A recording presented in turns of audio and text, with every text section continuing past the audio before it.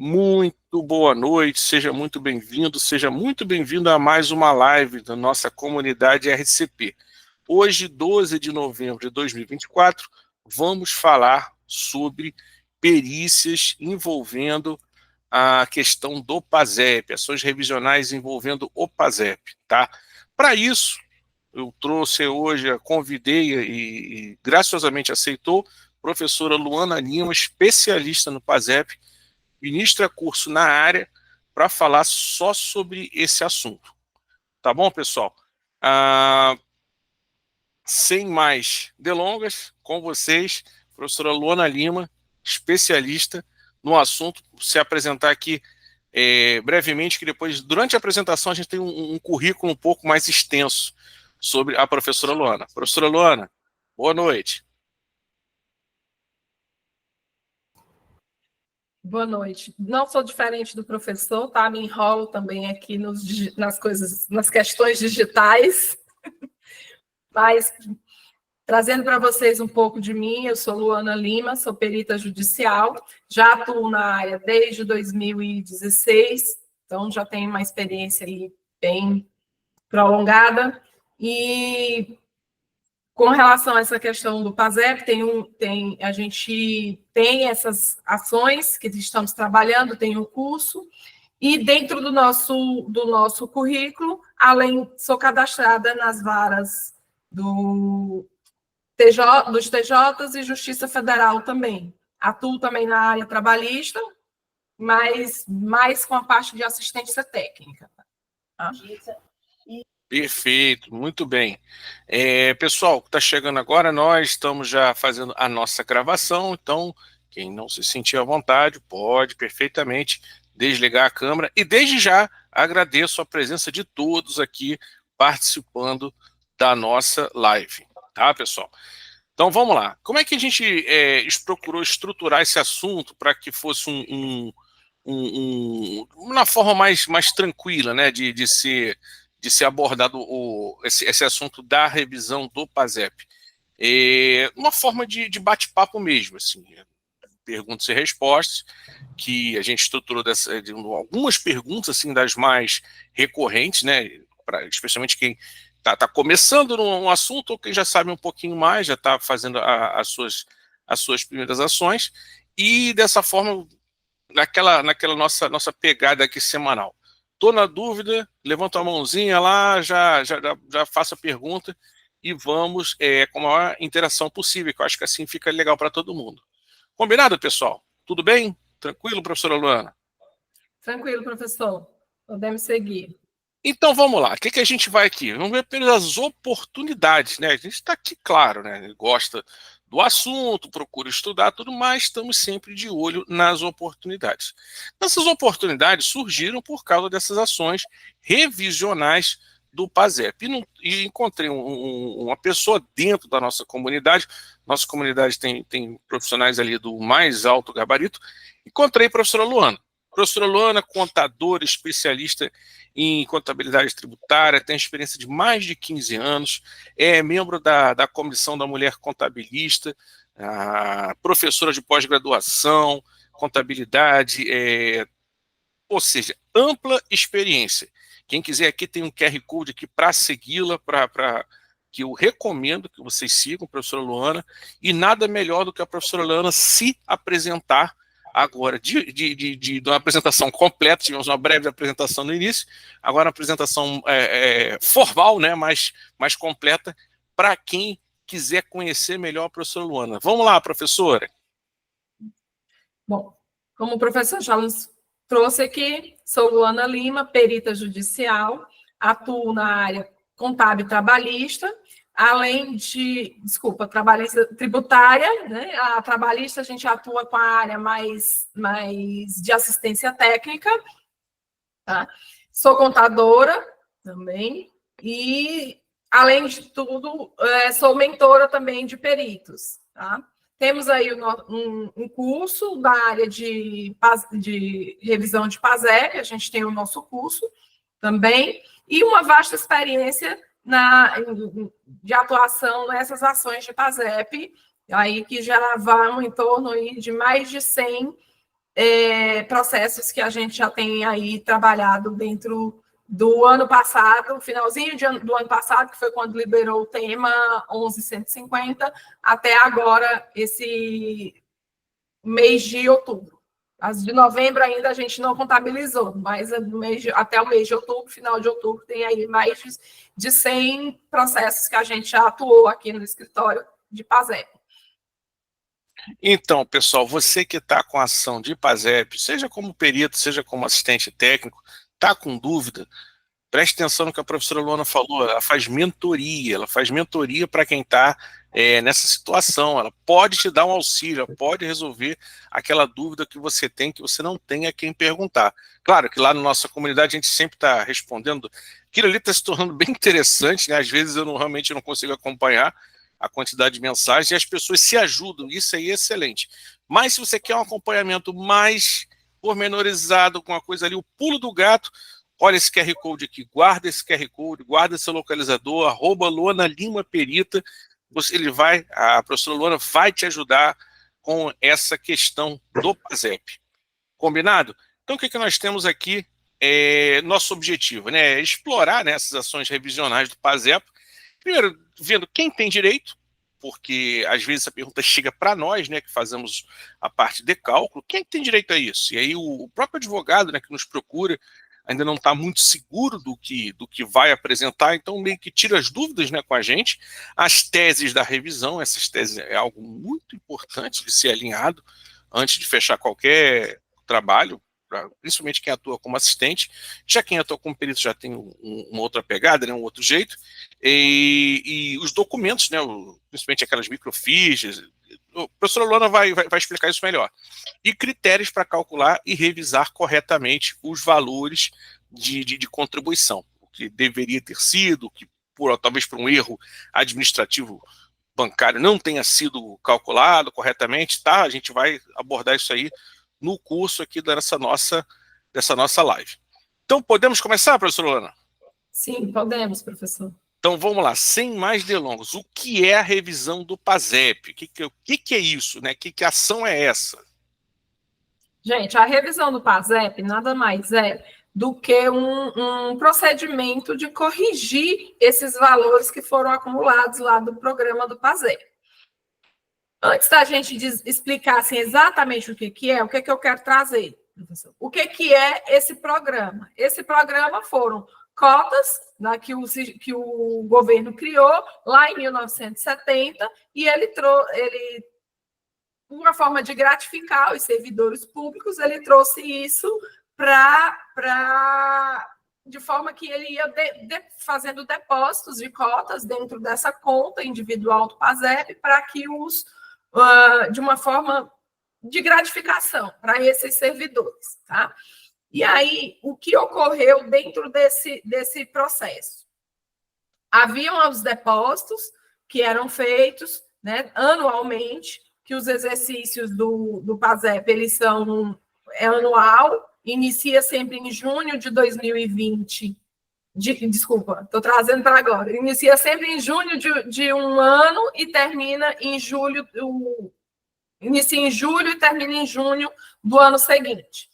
Né? Ele vai ser sempre um exercício quebrado, não é um exercício que começa em janeiro e termina em dezembro. Ele começa em julho e termina em junho. E aí, com o passar desse tempo, ele tinha atualizações, ocorriam atualizações. E a grande questão da revisão do PASEP, ela está exatamente nessas atualizações que o banco terminou não aplicando de uma forma bem legal, aplicou de uma forma mais favorável a ele, né, dessa valorização, porque na nossa legislação ela não diz como que vai ser, qual é a fórmula de cálculo que vai ser aplicada, como que essa atualização ela vai ser feita. Então, deixou bem aberto, tá? Então, trazendo isso para cá, o que é a gente fazer essa revisão do PASEP? A revisão do PASEP, a gente vai trabalhar revisar esse cálculo, refazer essa colocação desses saldos e fazer a aplicação com os índices devidos e com a fórmula correta, tá? Aplicando a fórmula correta. Professor, e como é que eu sei qual que é a forma correta? Existem aí várias teses, onde são aplicadas de diversas formas. Então, vai depender muito do momento em que você está atuando, da forma com que você está atuando. A gente vai falar disso um pouco mais lá na frente. Tá, eu tenho uma dúvida aqui agora. A data de promulgação da Constituição, o pessoal fala muito nela, o pessoal com as teses, né, sobre as teses. Qual é o impacto dessa data, outubro de 88, quando entrou em vigor a Constituição, nessa revisão do PASEP? Por que se fala tanto nessa data? Professor, tem muitos casos, eu já peguei muitos processos que trazem exatamente essa tese. Em nenhum deles eu consegui certificar essa tese aplicada por alguns advogados. E nos processos em que eu atuo, que tem essa, eu demonstro. Por quê? Como que eu faço isso? E eu ensino isso lá dentro do curso, tá? Eu trago, ao invés de eu fazer essa atualização apenas do saldo de 88, a gente traz a atualização desde o primeiro depósito da microficha, porque é o entendimento que eu tenho de que é a forma correta de fazer essa revisão. Porque lá em 86, um caso específico, lá em 86, em alguns casos que a gente já fez, ele acontece do banco ter aplicado um percentual e quando deveria ter aplicado outro. E aí, se você atualizar somente o saldo de 88, isso traz um impacto gigantesco para o autor, né, para quem está atuando como assistente técnico. Se você fizer esse cálculo, você vai trazer um prejuízo para o seu cliente, muitas vezes até sem essa orientação de saber que tem esse detalhe, né, lá. E aí você vai trazer esse prejuízo. Enquanto perito, se você aplicar essa tese, você também vai causar aí um impacto para o cliente, para o autor, e beneficiar, no caso, o banco, porque o banco, nesse ponto, termina sendo beneficiado. Então, lá, quando a gente trabalha lá no curso, eu falo da tese, mas eu não oriento que seja trabalhado com base nessa tese, porque até então eu não consegui confirmar. Porque quando eles fazem essa atualização, e muitas vezes vem junto com ela a alegação de que houve o saldo, houve um saque do saldo. E quando, na verdade, para a gente que é contador, é bem fácil da gente entender aquela movimentação lá do banco, o que é aquela retirada. Aquela retirada que tem lá, que é o código 1016, 1016, que é o é o código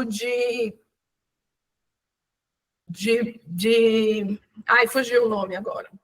Vou lembrar. Okay. Mas é mais ali uma retirada, professor, para fazer um estorno. É mais ou menos isso. Ele faz um estorno para a conversão de moeda na época. É mais uma conversão de moeda. Na hora de fazer essa conversão de moeda, ele faz um estorno dessa saída para que, dentro do extrato, ele fique com o valor atual da nova moeda, que é quando tem lá os cortes. As transformações de moeda, né? Aquelas conversões de moeda. Exatamente, que é um outro ponto que precisa ser a gente precisa ter muita atenção também no momento dessa hora dessa conversão de moeda, porque muitos erros nos cálculos, eles acontecem exatamente por conta dessas conversões. Às vezes você, na maioria dos casos,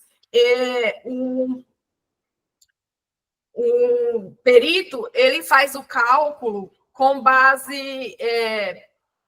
eu tenho uma moeda aqui, em 86 era uma moeda, em 87 já teria reduzir. Ele não faz os cortes. Não fez o corte e vai errar por 1000, né? Aí perde o controle, claro.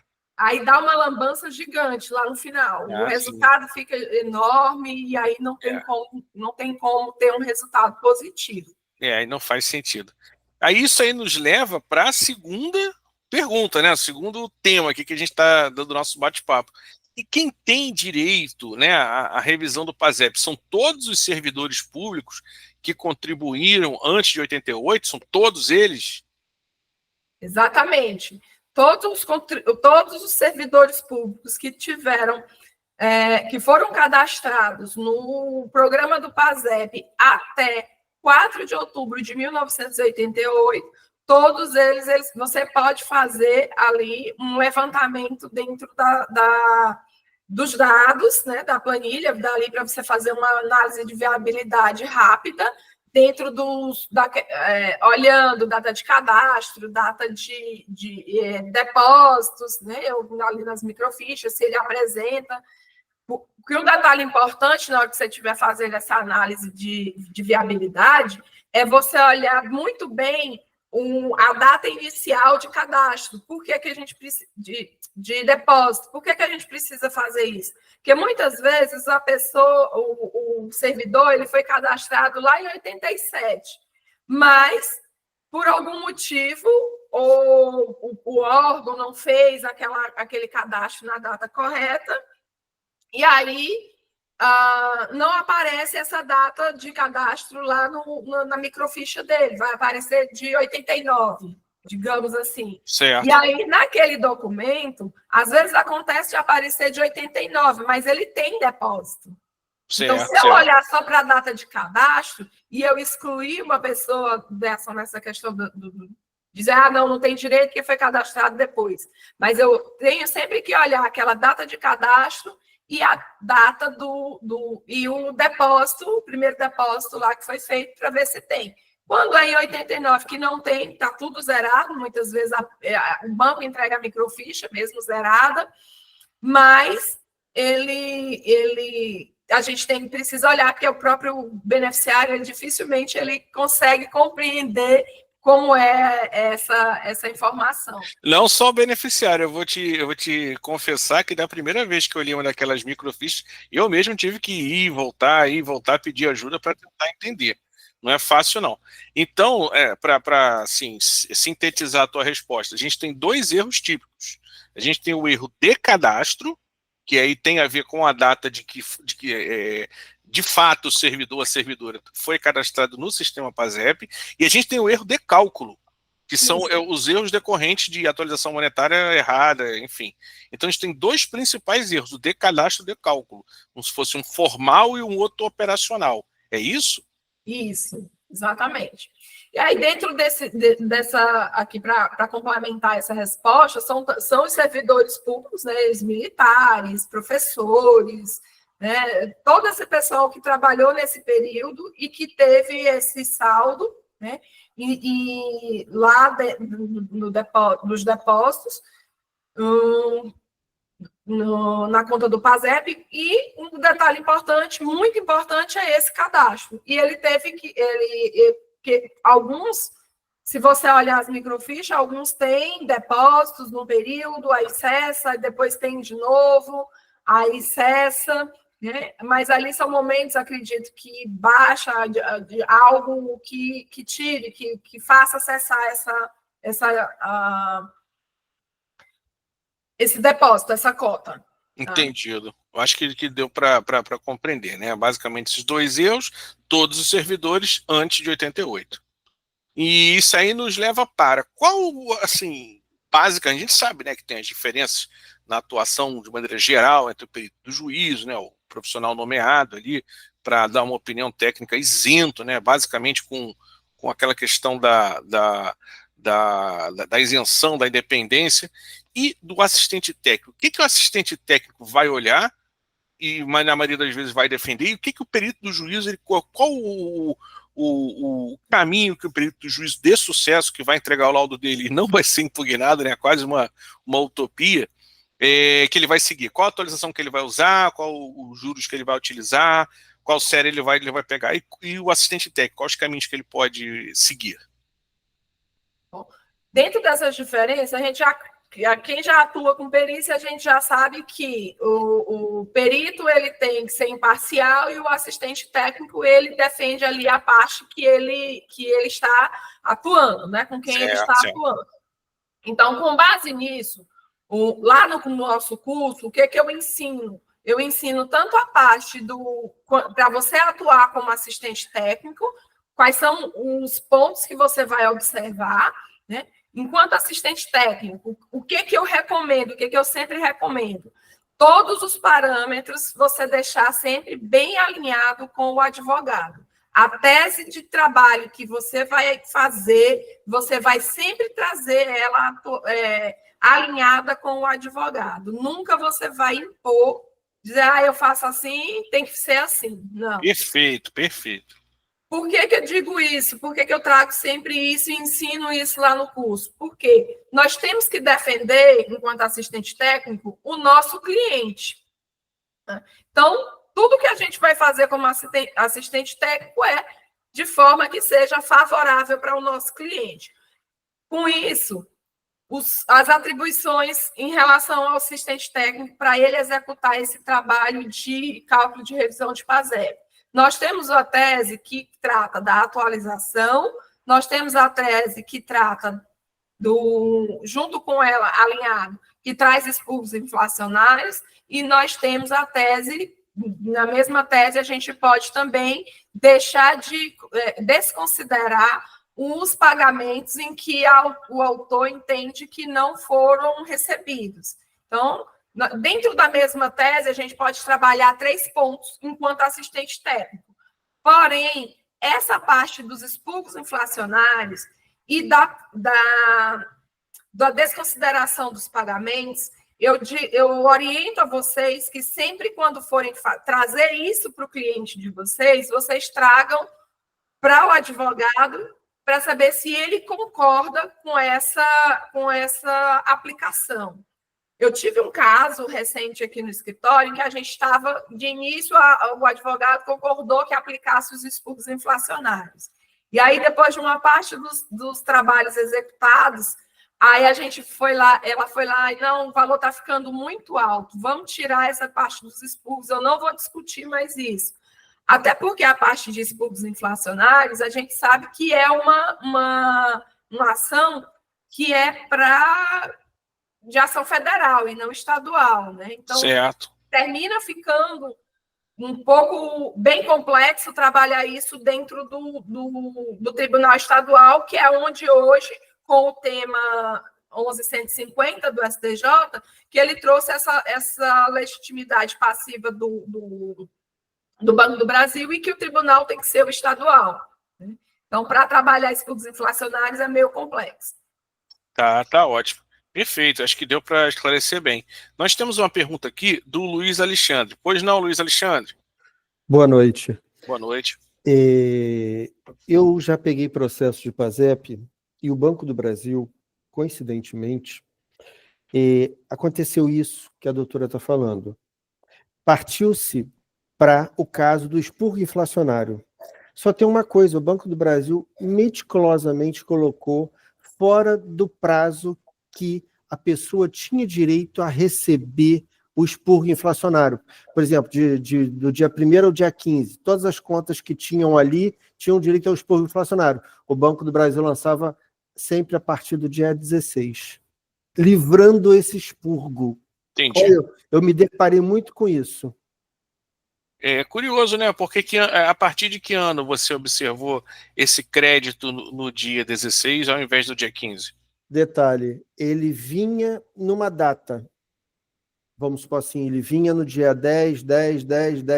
Coincidentemente, quando começou esses expurgos inflacionários, eles passaram para depois. Tem o expurgo inflacionário, acho que é o verão, ele abrange o mês inteiro. Isso, 89, né? Se não me engano, o verão 89. Isso, exato. Mas tem outros que só abrange do dia 1º ao dia 15.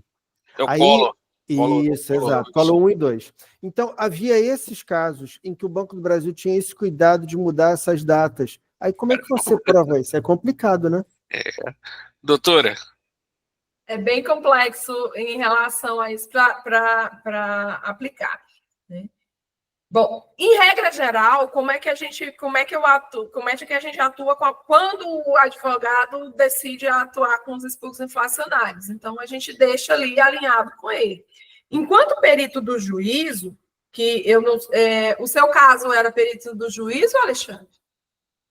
Sim, era perito. Enquanto perito do juízo, o que eu sugiro lá no curso e sugiro aqui para vocês também? É que só apliquem expurgos inflacionários se houver decisão.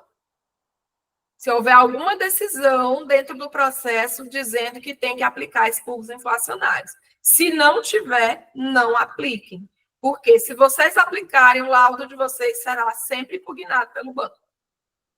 Tem assistente técnico do banco que tá impugnando como expurgo inflacionário, mesmo sem ter essa aplicação. Só para vocês terem uma noção de como é que está aí os casos. Né? E, inclusive, tem casos de assistente técnico que tá perdido, está totalmente perdido. Não sabe o que está fazendo lá, não, gente. Deve ser a ingrata situação de ter que trabalhar sem alinhar com o advogado antes, né, a sua linha de atuação. Eu peguei um caso, professor, que, assim, como perita do juízo, esse caso, que o assistente técnico, ele simplesmente jogou quesitos lá dentro do processo. Eu digo que ele jogou porque ele só rebolou lá. Ele não teve o trabalho de alterar o nome do participante, ele não teve o trabalho de mudar qual era, de alinhar os quesitos, de ajustar os quesitos para uma forma daquele objeto da perícia, que era PASEP, ele estava tratando como se fosse uma ação de expurgos inflacionários de poupança, que ele traz isso nos quesitos. E, assim, a gente se depara e olha para aquilo, eu digo, meu Deus, que compromisso é que esse assistente técnico tem com o cliente dele, sabe? Poxa, então, arriscado. Trabalhar assim é complicado. E eu fico impressionada que são, assim, não são professores, escritórios pequenos, são escritórios que a gente vê sempre nos processos. Quem atua com a perícia financeira, quem atua com essa parte de cálculo, são escritórios que estão sempre ali. E ser um perito do Banco do Brasil e não ter esse cuidado, aí, gente, é um cliente que a pessoa não quer segurar por muito tempo, não. Ah, com certeza.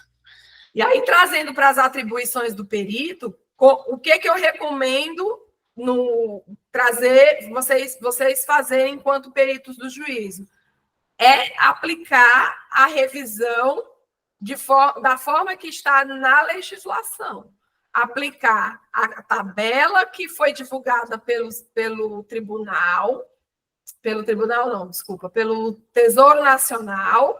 Você vai aplicar os índices de valorização que estão lá divulgados pelo Tesouro Nacional, faz toda essa atualização do início até a data do saque, se você encontrar diferença. Trazendo para aquela resposta que eu dei até lá no grupo outro dia. Normalmente, as perícias de PASEP são perícias em fase de conhecimento. O perito não tem a obrigação de fazer a atualização da diferença, porque não tem nem parâmetro definido pelo juiz. Porém, eu normalmente coloco como sugestão para o juiz, trago lá no último parágrafo, trazendo como sugestão para o juiz esse valor atualizado. Mas de forma que você tem que colocar isso no teu laudo, de forma que você não imponha que aquele é o resultado. Tem que deixar bem claro que é para a celeridade do processo. É sucinto, né? Bem sucinto. Assim. De forma bem sucinta, trazer aqui, dizendo que é para a celeridade do processo, e deixa como sugestão para o juiz, se caso quiser acatar.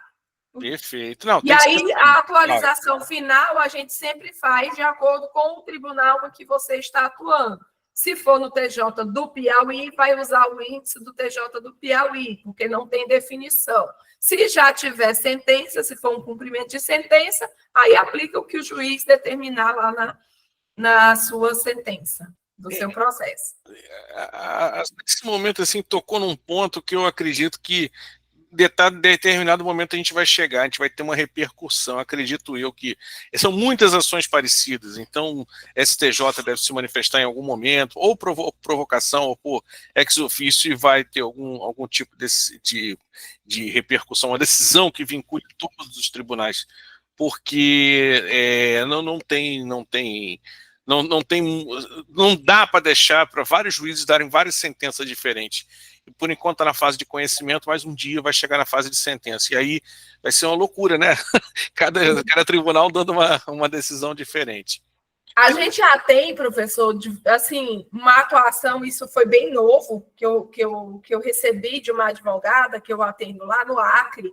Sim. E por conta do tema 11.150 que a gente tem, e tem aquela questão do termo da prescrição, dos 10 anos de prescrição, que ninguém tem tribunal que está colocando que é a data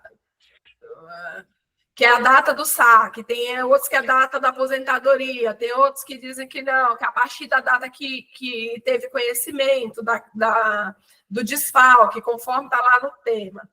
E o Tribunal do Acre, ele tem uma nota técnica, depois eu posso até compartilhar lá no grupo, tem uma nota técnica onde eles definiram os parâmetros das ações que eles estão definindo como termo inicial. É 10 anos a partir da data do saque, que está registrado no extrato. Já definiu, né? Já não está lá definido. Já está definido. O que como assistente técnica, né, nos cálculos iniciais, eu tenho conversado com os advogados. Eu tenho trazido para os advogados que, hierarquicamente, a decisão do STJ é maior do que a de um tribunal, né? Porém, o advogado também precisa argumentar isso, saber argumentar isso e trazer isso na petição inicial dele, muito bem feita, muito bem explicada, trazendo de outros tribunais e tudo. Por quê? É o trabalho do advogado, né? É o trabalho do advogado, isso, né? Porque tem casos lá no Acre que a pessoa sacou em 92. Um exemplo. Eles fez um saque lá em 92. O Acre já não está... Se você fizer inicial e colocar, o tribunal ele já barra, ele já dá improcedente a sua ação. Ele vai dar como improcedente. Quando ele faz isso, nessa improcedência, aí ele tem que entrar com recurso para poder conseguir entrar. Porém, quando tem... O que eu alinhei com essa advogada? Que ela disse, Luana, eu não vou desistir do cliente, mas existe uma nota técnica do tribunal e eu sozinha não vou bater contra o tribunal. Mas eu vou informar o meu cliente que pode ser que a ação dele dê improcedente e que a gente não possa prosseguir. Se ele quiser continuar com o processo, a gente vai fazer. Se não, aí a gente para. Eu vou deixar isso claro para ele. Mas dá para a gente entrar. Que aí eu tenho casos no TJ do Pernambuco que tem... nós fizemos cálculo de ação que foi dada como procedente de 92. E eu até disse a ela, eu vou lhe passar esse processo para que você use como base para você argumentar dentro da sua petição, informando que tem. Aí ela disse, não, tudo bem, a gente faz isso, então. E aí, assim, mas lá tem, o Tribunal do Acre em específico, ele tem essa nota técnica dizendo que a data de prescrição, ela é contada a partir da data do saque. Perfeito. Beleza, então. Então, gente, aqui no próximo tema que separamos aqui, aí meio que a gente já passou por isso, né, doutora Luana? As principais teses da revisão. Basicamente, servidores públicos, né, é quem tem direito, me corrija se eu estiver errado, por favor, erros de cadastro e erros de cálculo. Basicamente, se resume ou num ou no outro, ou nos dois ao mesmo tempo. É isso mesmo? Tem mais alguma tese de revisão do PASEP, mais alguma coisa que eu não citei? Professor, as teses que normalmente os advogados trazem, que eu seleciono as que eu já identifiquei nos processos, uma delas é a atualização do saldo de 88, né, onde ele pega só o saldo de 1988 e traz faz essa atualização direto. Tá. Qual o índice? Tem diversos, eles aplicam ali NPC, bem aleatório, sabe, professor? Vem trazendo isso bem aleatório. O que eu indico dentro do curso? Eu indico fazer a atualização, eu chamo essa atualização pela revisão de cálculo original. Por que eu chamo de cálculo original? Porque a gente aplica a fórmula que está definida lá na tabela de índices de valorização divulgada pelo Tesouro Nacional. Então, é estritamente a aplicação da legislação que a gente trabalha. Perfeito. Aí a gente tem a diferença que a gente vai ter nas outras teses porque em um caso o advogado pode pedir que você considere os pagamentos ou que não considere, ele pode considerar que os pagamentos foram indevidos ou considerar que os pagamentos foram devidos. Então, tem essa opção também de você trabalhar enquanto assistente técnico. Enquanto perito, o que eu faço? Eu considero os pagamentos que estão dentro do extrato, estão lá demonstrados nos extratos, eu considero todos eles como efetivados. Por quê? Porque o extrato, gente, ele é um elemento de prova. Quando você olhar a microficha, ele tem uma autenticação, dentro da microficha, ele tem uma autenticação de original, que é a reprodução de um documento, então ele tem fé pública, aquele documento é um documento disponibilizado pelo banco, pela instituição governamental, né? E ele tem fé pública, então eu considero como pago, salvo se o autor juntar as fichas financeiras dentro do processo, e lá nas fichas financeiras, com as datas que tem o depósito, o saque no extrato, e não tem nas fichas financeiras, aí eu retiro. Se tiver na ficha, se não tiver na ficha e tiver no extrato, aí eu considero o documento da ficha financeira como válido, e não do extrato. Mas, fora isso, na grande maioria dos casos em que eu já atuei, o autor não junta as fichas financeiras e, quando junta, os pagamentos de rendimentos, eles estão lá nas fichas financeiras. Entendi. Então, por isso, eu considero nesse formato. Entendi. A gente tinha uma pergunta, mas ele abaixou a mão, não sei. Matheus, você quer falar? Você tem alguma pergunta? Acredito que não. Acho que ele... Matheus? Estou aqui, professor. Boa noite a todos, professor Boa noite. Fernando, professor Luana. Então, esse tema de PASEP é um tema, para mim, ultimamente que eu estou pegando mais conhecimento, e por coincidência, ontem eu fui nomeado uma perícia judicial no TJMG, justamente sobre a revisão do PASEP. Só que ainda estou levantando sobre o caso, a grande questão essas diferenças que estão sendo cobradas eram em relação aos índices de correção à época? São isso, basicamente? Isso. Exatamente, Matheus. Isso mesmo. Então, assim, servidores que estavam quando federal, estadual, municipal, até 8/10 de 88, que você disse? Até 4/10 de 88, o cadastro. Entendi. Posteriormente, já não tem direito mais. Já não tem mais direito. Isso. Entendi. Então, as decisões ainda estão... Cada tribunal está adotando de alguma forma. Não tem uma decisão uniforme pelo STJ ainda não? Não, ainda não temos. O que a gente tem definido, a última definição que teve de decisão foi o tema 1150, que ele trouxe a definição ali do Banco do Brasil como polo passivo, a questão da prescrição, né? Certo. Mas isso foi a última situação que houve. Nós temos agora também, acredito que possivelmente logo nós vamos ter algo definido em relação a essa... Na verdade, o que o TJ do Pernambuco colocou num recurso especial foi para que o o Supremo defina quem é que tem o ônus da prova, porque também é uma discussão que está dentro do processo, e aí os tribunais, os juízes ficam ali sem saber sem saber para quem vai colocar essa prova, né?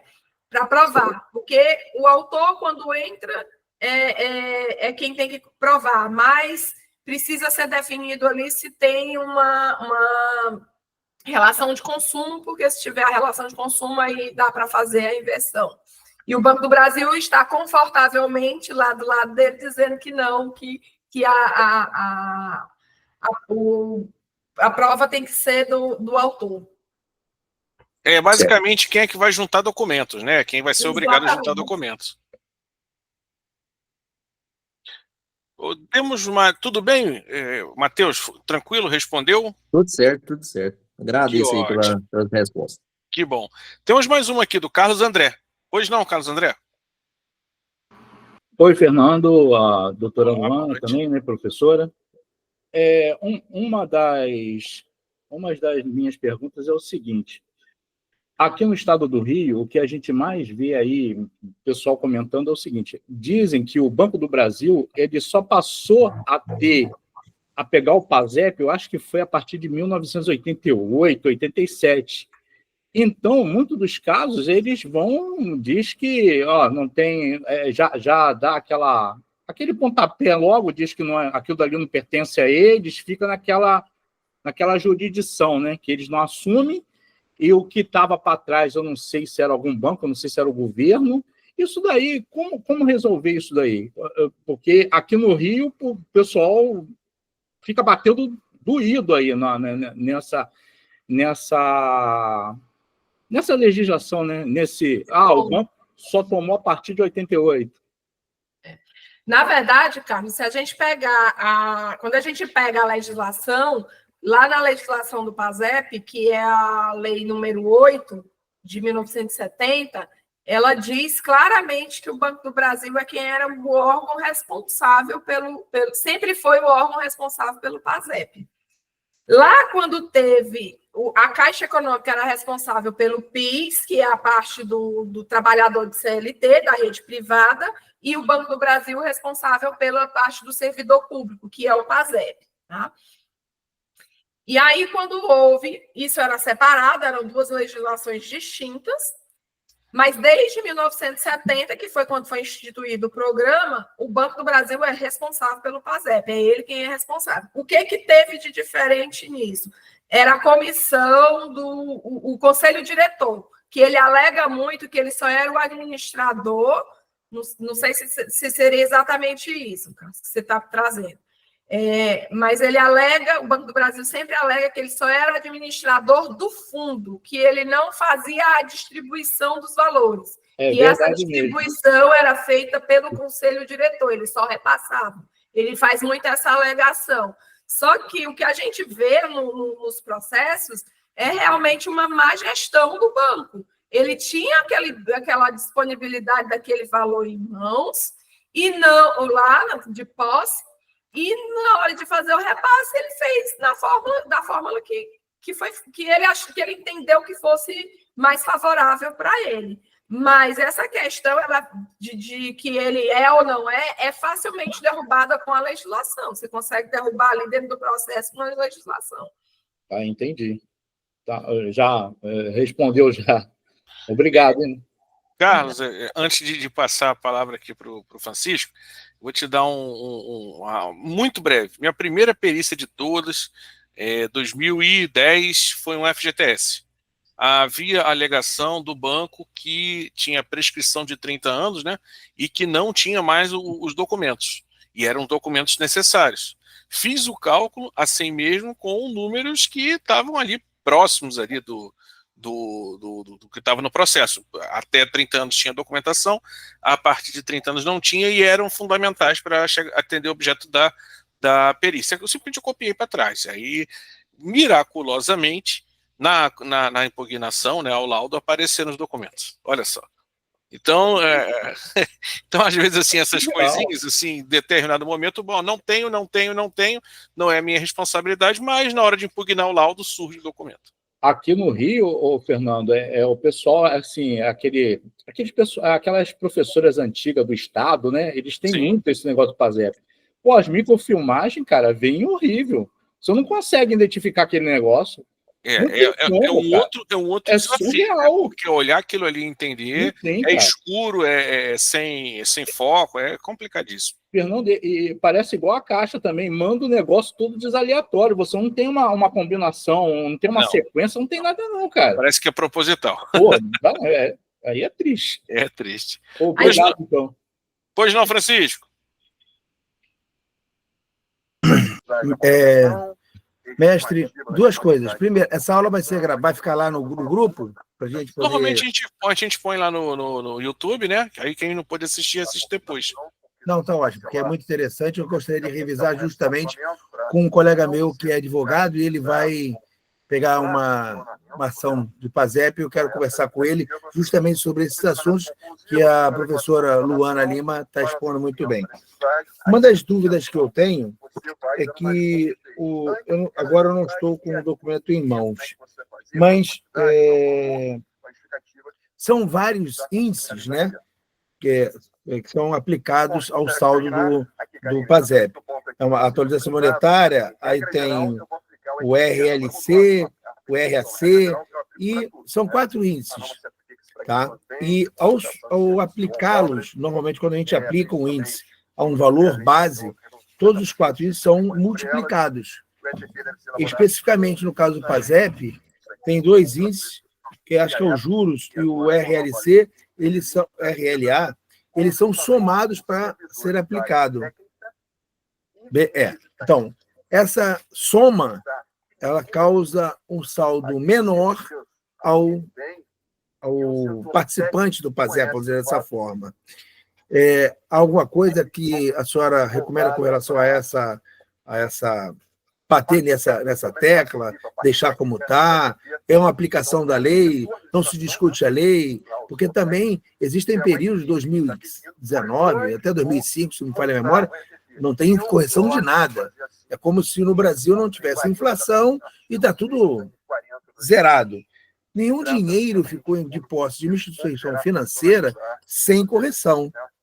Então, como o PASEP, especialmente falando, não que a gente esteja falando do PASEP dessa, mas o PASEP não teve correção. Milagrosamente, a TJLP aplicada deu saldo zero, por causa do índice de redutor e etc. Mas dá para se discutir ou brigar sobre isso, falar sobre os expurgos inflacionários, alguma coisa nesse sentido, nas ações do PASEP ou não? Não sei se fui... Depende de que lado você está atuando. Se estiver atuando como assistente técnico... Eu quero o lado certo. Depois a gente discute o lado. O que eu trago no nosso curso, gente? Como eu falei lá anteriormente, eu trabalho sempre a fórmula original, que é a fórmula que está divulgada lá nos índices pelo Tesouro Nacional. O que a fórmula diz? Ela diz exatamente para somar, né? Somar ali o resultado líquido com o juro. Então, eu aplico dessa forma, tanto quanto o assistente técnico, quanto o perito. Eu uso a mesma pegada ali, eu não uso pegada distinta, tá? Quanto perito do juízo, o que eu sugiro? Apliquem o que está na legislação. Volto a dizer, apliquem o que está na legislação.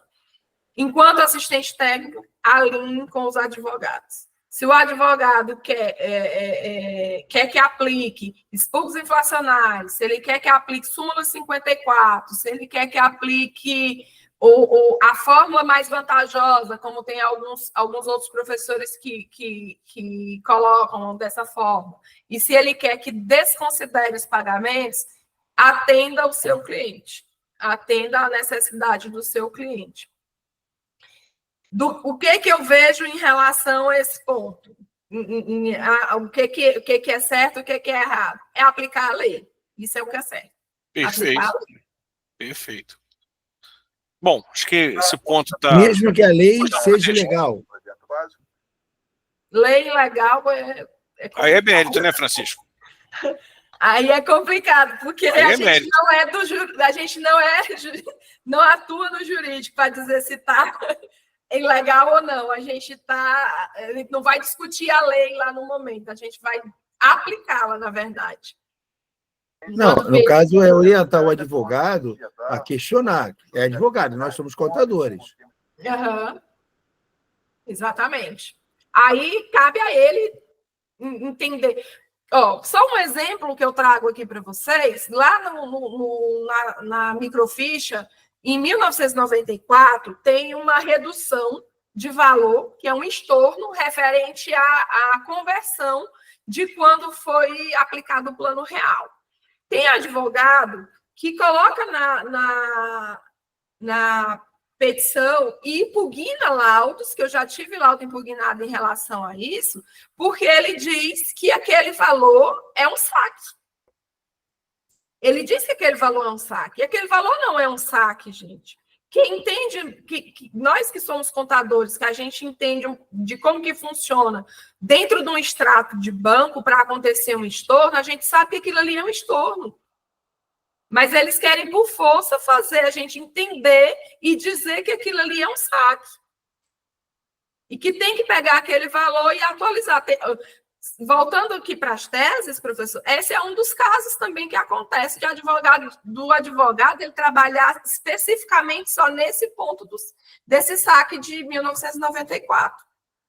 E aí ficar batendo em cima disso, tentando levar esse aí como decisão de mérito que vai ser o valor base para atualizar. E aí ele traz a questão da legislação da moeda, ele joga ali a legislação da moeda, dizendo que em 1º de julho já era moeda real, porque o lançamento do banco ele acontece exatamente no dia 1º de julho, né? Esse lançamento. Aí ele diz, mas ele alega que já era real e que aquele valor é real e não um cruzeiro real. Não, cruzeiro real, né? A moeda anterior. É isso, tem que se ajustar à tese do advogado, não tem jeito. Enquanto você tá ali defendendo o autor, né? Você está ali com o seu cliente, você vai defender para que seja. Mas enquanto perito, derruba isso facilmente com legislação e mostrando, você pega ali, exemplifica, pega aquele ponto e mostra, demonstra, faz um simples cálculo matemático lá e pronto, você consegue derrubar ali a impugnação dele. Vamos seguir, pessoal. Documentos necessários para a revisão do PASEP. O que é fundamental além das microfichas, claro? Além das microfichas, se você for atuar enquanto perito do juízo, eu recomendo que você diligencie dentro do processo, solicitando as fichas financeiras e extratos bancários, porque nós temos 2 tipos de pagamentos de rendimentos lá dentro, pelo menos 2. Na verdade, nós temos 3 que tem um no saque. Esse do saque você não vai conseguir que o autor lhe mande. Vai ter que ser o Banco do Brasil. O Banco do Brasil não vai mandar. Mas pelo menos esses 2, extratos bancários do cliente e fichas financeiras. Nenhum desses dificilmente você vai conseguir isso aqui. Isso aqui é uma protelação tremenda de processo. E aí o que termina? Porém, tem muitos assistentes técnicos do autor que eles têm batido muito nessa questão de pedir a documentação, mas de requisitar essa documentação, eles querem que requisite a documentação para o banco. Lá no TJ do Pernambuco, tem juízes que eles colocam no próprio processo, quando eles deferem a ação, eles já colocam lá pedindo que o autor junte essa documentação. O autor tem dificuldade de conseguir a documentação, porque é documentação muito antiga, dificilmente você tem isso guardado em casa, você não vai ter. E aí a própria juíza, o advogado do autor pede para que o juiz faça um ofício, emita um ofício para que o órgão apresente. Aí o órgão que o servidor trabalhou apresenta essas microfichas. Tá? O Banco do Brasil está demorando a entregar a documentação realmente de 3 a 6 meses. Muito, demais. Depois que liberou essa... Mas é uma estratégia também, né, gente, do banco. Tem muitos pedidos lá, mas é uma estratégia do banco também, fazer com que isso demore. Ótimo. Então é isso. Vamos lá, vamos para a próxima.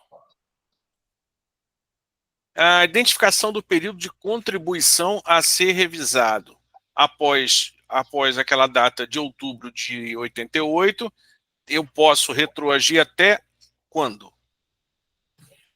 Ali, aquela data de 88, professor, na verdade, a gente olha ela só para ver a questão do direito, se ele tem direito ou não, se ela atende os requisitos. Perfeito. Em relação ao período a ser revisado, o que eu oriento no nosso curso? A gente vai olhar, eu sempre oriento que lá, quando estiver requisitando a documentação, você vai orientar o cliente a requisitar a documentação, desde a data do seu cadastro até a data do saque do depósito, do saldo. Tem cliente que não sabe, não sei, como é que eu faço para saber? Não, você joga, pede até hoje. Pede até a data atual, que aí ele apresenta o que tem, quando vai solicitar. Porque tem alguns clientes que, quando vão trazer essa documentação, eles só estão pedindo até 89. E aí fica a documentação incompleta. Tem que voltar lá no banco e pedir o restante. Tá, deixa eu tirar uma dúvida aqui agora, eu. A gente está falando de outubro de 88, estamos em novembro de 2024, ou seja, já tem 36 anos que a Constituição entrou em vigor, ou seja, que para verificar o direito ou não desse servidor solicitar essa revisão de PASEP. No caso do servidor já estar aposentado, 35 anos de contribuição, tanto para homem quanto para mulher, pelas regras atuais, já estaria aposentado, o raciocínio é o mesmo? Solicita o mesmo tipo de documentação, análise no mesmo período, para quem já está aposentado, é igual para quem já está na ativa? Eu vou fazer uma correção aqui na questão do prazo, professor. Ao invés de fazer isso até 2024, peçam até a extinção do prazo do PASEP, que ocorreu em 2020. Perfeito. Em maio de 2020, que foi quando houve a extinção. Que quem não fez aquele saque, que foi permitido pela legislação, eu aposentei e fiz o saque quando aposentei, mas eu estou ativa, eu não aposentei, porém, em 29 de maio de 2020, esse valor ele foi transferido para a conta do FGTS, então o programa ele foi extinto. Então, até 29 de maio é a data ideal para solicitar essa documentação. Perfeito. Porque aí o banco ele faz uma revisão geral do tempo. E o que eu vou revisar quando eu pegar essa documentação? Vai ter cliente, vai ter participante que aposentou ainda dentro do período que era microficha, que não era extrato ao vivo, online ainda.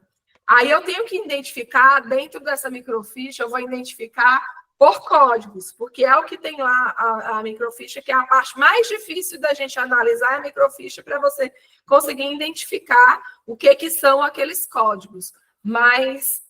E aí dentro da microficha tem lá o 4505, que é a aposentadoria, tem o 4504, que é uma outra hipótese, o 4507, outra hipótese. Então, você tem que ficar atento dentro da microficha se tem algum desse código, se não tem, vai lá para o extrato online e aí você vê qual é. No online é tudo mais fácil. Sim, do que tem que olhar a microficha. No online é tudo mais fácil você visualizar. Mas uma dica legal, quando você pega a microficha, que você vai lá na última microficha, você vê que o último saldo, que é o saldo atual, que é o SATU, que a gente chama, se ele tiver saldo, ele não tiver zerado, é porque ele ainda teve continuação com o extrato de 99. Agora, se ele tiver zerado, aí não, aí você fica só nas microfichas e olha um código lá de saque de alguma das hipóteses que a gente tem lá na tabelinha, na relação divulgado também pelo Banco do Brasil. Perfeito. Francisco, pois não, Francisco?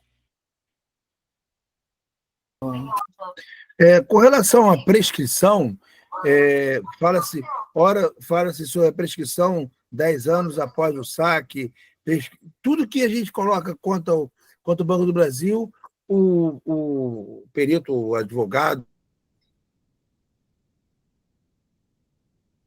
Francisco? Prescrição real, mais clara, como seria?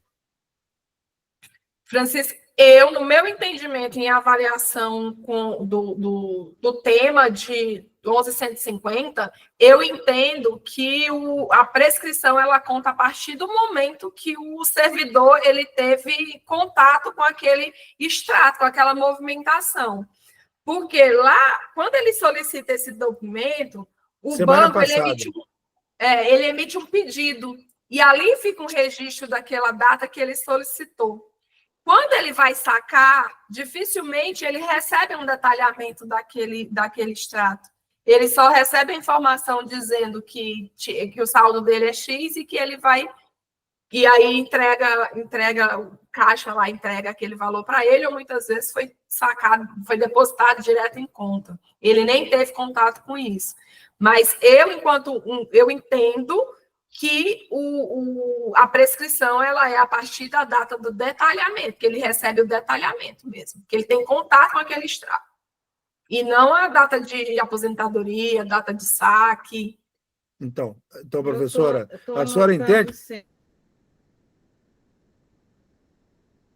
Pois não? Desculpe, doutora, é o seguinte, é que a minha esposa está numa outra palestra aqui do lado, são 2 laptops numa mesma mesa, aí complica um bocadinho. Perdoe, Fernandão, perdoe todo mundo. Mas olha só, então, levando em conta, assim, eu concordo com a senhora, tá? O seguinte, ninguém sabia a gente desconfiava que os valores estavam errados, porque nunca a gente recebia um valor grande de PASEP e sempre os valores eram pequenininhos. Bom, eu sou da iniciativa privada, eu era PIS, e para mim, o PIS também pode estar errado, mas vamos falar sobre o PASEP. Então, minha mãe é funcionária pública, minha esposa é funcionária pública, então sempre fala-se o PASEP, o valor era pequenininho, era irrisório, mas nunca se discutiu realmente o valor. E nunca ninguém entendeu qual era a regra, nunca ninguém tomou posse ou ciência de como era a aplicação dos índices, nunca ninguém sabia de nada. Agora, que é o boom do PASEP, notou-se que há uma série de equívocos, como a doutora elencou bem, erros de saque, erros de atualização monetária, falta de aplicação de correção, N erros, tá? Se foi ou não realmente recebido pelo funcionário público no seu FOPAG o valor que foi sacado, se ele sacou na boca do caixa o valor que está lá na agência 0, não sei o que lá, qualquer coisa. Então, a gente tomou ciência agora. Então, a senhora entende que a pessoa toma... a prescrição de 10 anos é a partir do momento, no seu entendimento, que ela recebe do Banco do Brasil o extrato, a microfilmagem e o extrato bancário, onde ali está escrito todos os valores que a ela foram passados, ou que dela eram convertidos, corrigidos e pagos, nesse momento que ela tomou ciência que... da movimentação, dos desfalques, né? Que houve os desfalques. Ao erro, o desfalque, e aí a prescrição conta daí, teoricamente, os 10 anos. Agora, a pergunta que não quer calar no meu coração, a senhora sustenta essa tese baseada em quê? No tema 11.50 do STJ. No tema 11.50 do STJ. O seu entendimento é ali em cima. Tá. Vou debruçar de novo e entender da melhor forma.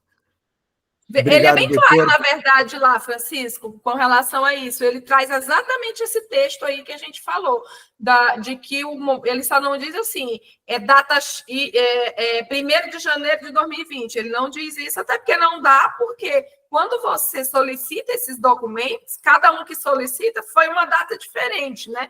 Então, não dá para você contar. Seria muito mais fácil se o Supremo tivesse dito assim, não, vai ser a partir da aposentadoria. Né? Seria muito mais fácil, ficava algo ali bem definido. Mas nem sempre, quando ele aposenta ou quando ele fez esse saque, quando houve esse saque, lá na data de saque dele, por qualquer outra das hipóteses permitidas em lei, ele teve conhecimento. E aí eu tenho casos das pessoas também que estão na ativa. Se eu definir um exemplo aqui, lá do Tribunal do Acre, que definiu que é a data do saque, tá? O pessoal que ainda está ativo, a data deles vai ser qual? A data da transferência para o FGTS, porque o programa foi extinto, né? Então, não houve saque, teoricamente não houve saque, porque ele perdeu ali o prazo que a lei permitia que ele fosse lá e sacasse, e quem não sacou foi feita essa transferência para a conta do FGTS. E aí, ali, ele passa a contar que foi em 29 de maio de 2020, conforme o Tribunal do Acre.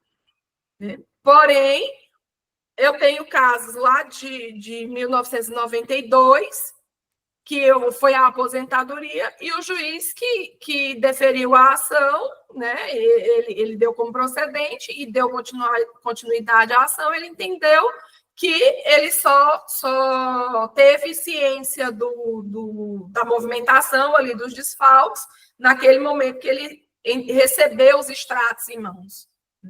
Mas o tema 1150 é o item 3 do tema, que ele traz isso bem explícito. Ok? Vamos lá, vamos prosseguindo. Legislação aplicável à revisão do PASEP, já falamos aqui várias vezes, né, no tema, o tema acabado de citar aqui sobre do STJ, sobre essas questões da atualização, então já passamos sobre isso, e a influência, né, obviamente, nos cálculos, em relação principalmente ao termo, e considerações finais. Considerações finais porque estamos já, né, com o nosso tempo, nosso combinado, né, assim que eu digo, semanalmente, daquela uma horinha ali para tratar sobre perícia contábil, perícia financeira. Gostaria que a professora Luana, ou quem mais tivesse alguma dúvida, pudesse contribuir com essas considerações finais, e no final tem um recadinho para vocês. Aliás, o perito Fernando Bosch sempre tem um recadinho. Pois não, professora Luana? Bom, gente, em relação à questão da revisão do PASEP, ela é uma ação que, assim, muitas pessoas, muitos profissionais acreditam que ela é temporária, e realmente, sim, a gente sabe que, mas nesse momento ela está lá com um pico bem em cima, tem uma alta demanda aí no mercado, dá para fazer bons honorários com essa demanda de... Ou seja, deixa eu te interromper, tem gente ganhando dinheiro com isso. Muito dinheiro. Só trazendo aqui uma informação assim, bem simples, só para você ter uma ideia. Às vezes as pessoas me perguntam quanto, em média, cobrar numa ação de PASEP. Enquanto perita, eu cobro entre R$2.000 a R$5.000, tá? Dependendo ali muito do caso. Mas em um caso bem específico de uma mentorada, só para você ver, para mim, eu já coloquei, mas de uma mentorada eu consegui, uma mentorada de Brasília, eu consegui um honorário com ela, numa petição que a gente fez, bem fundamentada, R$7.200. Perfeito. Numa ação de PASEP. Então, assim, em relação a isso, tem uma demanda aí muito boa, dá para ganhar ainda bastante dinheiro com isso, dá para fazer uma renda legal aí com a revisão de PASEP, tá? E essa revisão, ela é crucial para garantir os direitos dos servidores, né? E aí eu trago para vocês, o que eu trago para vocês é revisão cuidadosa, bem documentada, muito cuidado na hora de você alimentar as planilhas, muito cuidado também com planilhas que são vendidas aí prontas, sem nenhuma orientação do que é o programa. Vocês precisam ter aí muito cuidado com isso. No curso, quando a gente coloca, a gente tem, além de ensinar como faz, que é como eu faço, e é todo esse resultado que hoje eu estou tendo aqui no escritório, da experiência que eu tenho, foi isso que eu reuni e coloquei dentro lá do nosso curso, tá? E lá a gente disponibiliza também a nossa planilha, o nosso modelo de planilha, tanto da atuação como assistente técnico, quanto como perito, tá? E os modelos de parecer e de laudo também. A gente também traz isso lá, tá? Então, dá para fazer um trabalho legal, com bastante cuidado e atuando com competência, tá? Sem fazer bobagem, como tem assistente técnico aí fazendo bobagem. Então, dá para a gente fazer isso de forma bem legal, tá? Pessoal, é isso. A professora toda hora cita o curso. Que curso é esse? É um curso que a professora tem vendendo lá na plataforma. É curso de perícia em PIS, PASEP, tem essa questão do PIS também, né? E aqui é o Linktree da professora com outras atividades. Então, além do curso, onde você encontra esse link para o curso e também para as atividades de mentoria, para contato, você quer ter contato, você quer saber mais, você quer passar um e-mail, quer acessar a professora Luana pelo WhatsApp, vai no Linktree dela, vai no Instagram dela, clica lá no Linktree, que eu tenho certeza que você vai ser muito bem atendido, você vai sanar a sua dúvida. Ela presta esse serviço de mentoria, é um serviço que te ajuda no início, você está começando agora, quer pegar esse embalo, né, do PASEP, dos cálculos do PASEP, pede uma mentoria, você aprende, na próxima você já está mais independente, com certeza vai ter retorno financeiro. Recomendo demais, professora Luana, tanto a parte do curso, como o trabalho dela de mentoria e de acompanhamento do pessoal que está começando agora. Alguém mais tem alguma dúvida, quer contribuir, quer perguntar? Aproveitem, professora Luana. Opa! Não sei quem está primeiro. Vamos lá, Stefan. Depois a gente vê o Francisco. Pois não. Oi, boa noite. Boa noite. Boa Gostaria noite. de fazer uma pergunta a respeito do seguinte. Já cheguei a pegar um processo em que o advogado está questionando sobre os valores do PASEP antes de 88. E eu queria saber onde é que foram parar esses valores e por que ele estaria questionando sobre isso. Lá na microficha dentro do processo, não consta esses valores? Não consta, eu olhei até agora há pouco a respeito disso, e as microfichas, elas normalmente começam com valores em 87 ou em 88, não constam para trás. Chegou a olhar qual é o código que inicia, Stefan? O primeiro valor depositado? Sim, qual é o código? Se ele inicia com 6002? Eu não reparei, mas eu posso olhar. Mas por que eu estou perguntando se é 6002? Porque normalmente o 6002 ele é uma fusão de cotas de PIS para PASEP. Aí é quando? O que acontece em relação a isso? Qual é o nosso entendimento? Quando é uma fusão de cotas de PIS para PASEP, é a conta anterior a essa data, ela era PIS e foi transferida para PASEP. É como se ele fosse CLT primeiro e depois foi transferido para a conta de servidor público. Entendi. É exatamente esse o número 6002. Está entendido, então. Obrigado. Por nada. A professora Luana vai no detalhe, né? Vai ali de quem está na prática mesmo. Francisco, pois não?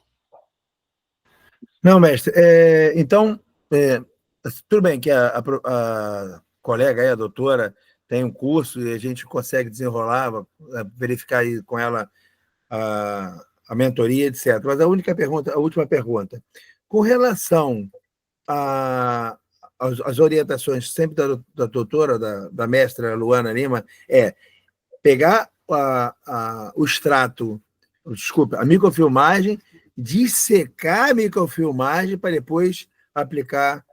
E aí, em cima da microfilmagem, abre todos os valores, aplica-se os índices que são os corretos, da forma que aplica-se a lei e não da forma que a gente acha. Pode até depois aplicar a forma que a gente acha para bater o contraditório e ajudar o nosso cliente a ter uma verba melhor. De repente, dessecando o extrato da microfilmagem, aplicar as correções, e aí é mais ou menos por aí que a senhora orienta que a gente faça, certo? Exatamente. Obrigado, mestre. Obrigado, Fernandão. Ressalvando só, depende tudo, a sua atuação ela depende muito de que lado você está. Se você está auxiliando o juiz, você vai aplicar estritamente a lei. Se você está atuando como assistente técnico, alinha com o advogado e coloca o que é melhor para o teu cliente. Beleza, pessoal? Fechamos? Então, agradeço a presença de todos, mais uma vez. Esse projeto tá crescendo, dessa live, terça-feira, 7h30. Agradeço demais a professora, a doutora Luana, que se dispôs a falar aqui sobre PIS-PASEP, sobre essa questão da revisional do PASEP. Considero o assunto do momento, né, o assunto quente, que está movimentando aí o pessoal da perícia financeira. Agradeço valeu, Wagner, pessoal aí da mentoria, da comunidade RCP, dos grupos do CRC, dos grupos Tudo Contábil, e deixo aqui a palavra final para a despedida da professora Luana.